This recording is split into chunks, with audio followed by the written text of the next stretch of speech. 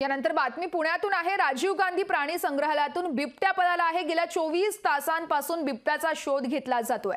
पिंजऱ्यातील बिबट्या पळाल्याने परिसरात खळबळ उडाली आहे।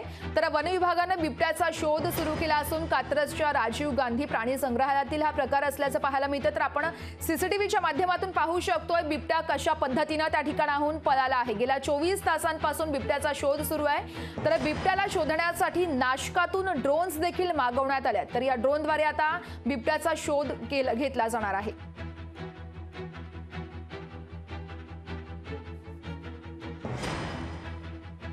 बिबट्याला शोधण्यासाठी यावेळेस ड्रोन मागवण्यात आले आणि याच ड्रोनद्वारे बिबट्याचा शोध घेतला जाणार आहे।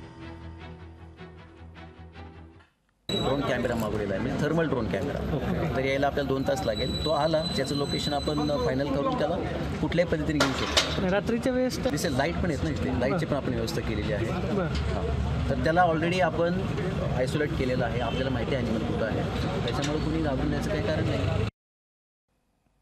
तर प्राणी संग्रहालयातून बिबट्या पळाल्याने त्या ठिकाणी खळबळ उडाल्याचं देखील पाहायला मिळतं। वन विभागासह आता अग्निशमन दलाकडून देखील बिबट्याचा शोध घेतला जात आहे। गेल्या 24 तासांपासून बिबट्याचा शोध सुरू आहे। प्राणी संग्रहालयातील हा प्रकार आहे। कात्रजच्या राजीव गांधी या प्राणी संग्रहालयातून बिबट्या पसार झालाय। तर वन विभागाकडून बिबट्याला शोध लावण्याचा सध्या सुरू आहे।